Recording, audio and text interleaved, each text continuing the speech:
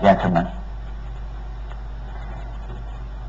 let me open my discourse tonight with a greeting, a hearty greeting, or salam, as we say in Persian, as well as in Arabic, which is the name of God.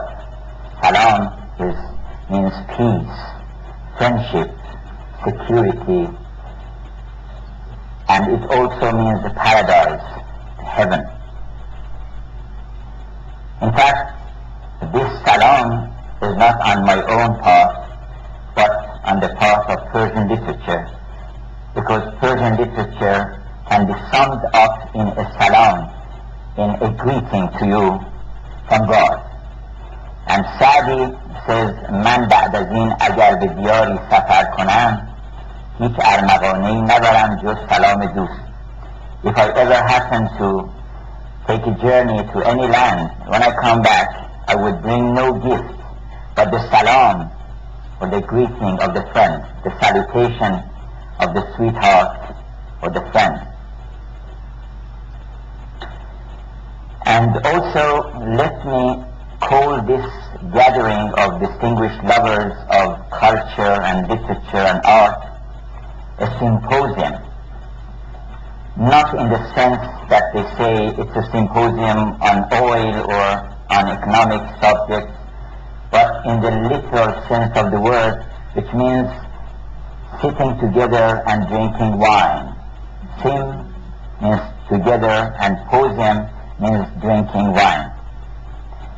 Of course, this is a spiritual wine, specially ordered from the taverns of Persian literature, from the taverns of Sa'di and Hafiz and Rumi, and it is a special kind of wine which gives you such an intoxication which is not followed by sobriety, which is not followed by headache.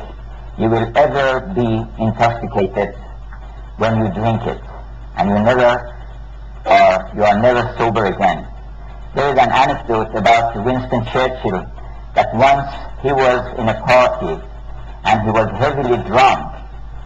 A lady happened to approach him and said, "Sir, you are drunk, very drunk, extremely drunk, disgustingly drunk." And then Churchill peacefully removed his cigar and said, "Madam, you are ugly, very ugly, extremely ugly, disgustingly ugly, but I'll be sober tomorrow." What will you do?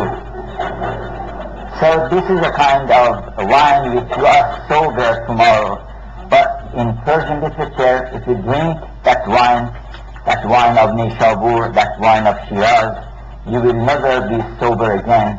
Or as Sa'di says, "Namaz sham qiyamat be hoosh baz ayad." You will come to yourself, you will be sober the evening of the day of judgment. Not even in the morning, because in the morning there is such commotion and there's so many problems. So it is the evening, he says that in the evening of the day of judgment, you will just open your eyes to see what has happened. Actually, there are two kinds of intoxication. One which is accidental and one which is essential.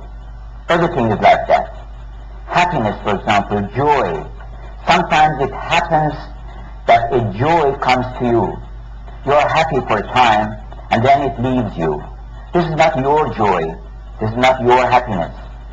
It is accidental happiness in philosophical sense of the word. Accidental as against the substantial or essential. But substantial joy or essential joy is the one that comes to your heart and never leaves you. Sometimes joy comes to you, and sometimes you raise yourself to the level of joy. You come to the realm of joy, and you are happy ever after. You have seen the delectable mountains, and you can never be sorrowful again. So, of course, I should say this wine is not only offered by Persian literature, but I think everywhere in the world mystical poets, divine poets, have offered such a lasting intoxication to humanity. In fact, I think there is no basic difference between the culture of the East and the West. No, there is so much discussion about East and West, and there is also a poem by Rudyard Kipling that East is East and West is West, and the twain shall never meet. But he goes on to say that yes, they do meet in a great person, in a great musician. East and West meet in Shakespeare and Sadi. In the realm of gold, which is literature, they are neighbors. Sadi and Shakespeare and Goethe and Kalidasa, the great Indian writer, dramatist, they are all contemporary, and they are all in the same joyous, mysterious land of realm of literature.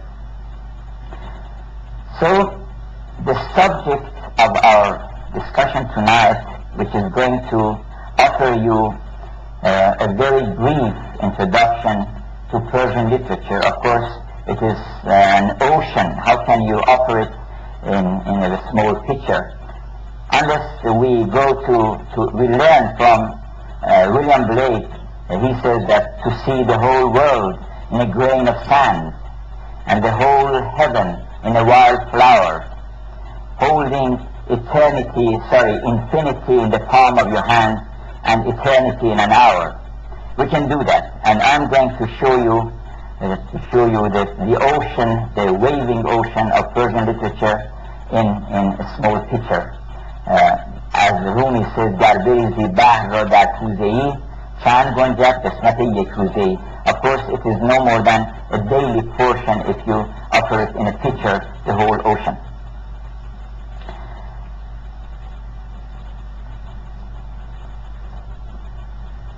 So the subject of our discussion may seem a little bit strange. It is Rose and Nightingale. You know, it is also the name of a story by Oscar Wilde, and it is a very common theme in Western literature, Rose and Nightingale. And you know, often humorously and jokingly, they call Iranian people the people who follow the Rose and Nightingale, or they say this is the country of Gul Bulbul, this is the country of Nightingale and Rose. If it is not true in the ordinary sense of the word, but at least it is true in the realm of gold, in the realm of literature, it is true that you can sum up the whole literature in the story of Rose and Nightingale, which is the primal archetype of all stories. You know, in Persian literature, when we want to start a story for children, you know, in English they say once upon a time, or in French they say il y avait un fois, or something like that.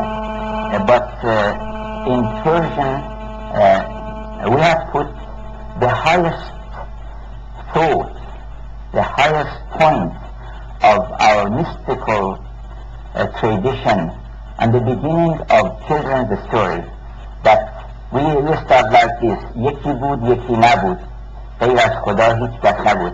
There was one and there was no one but him, and except God there was none to be seen. So that is the story, that there was one. In the beginning there was one. So what happened? That the one became many. See, that is the whole story. The story of how the one appeared and manifested itself in many. So we have one here and many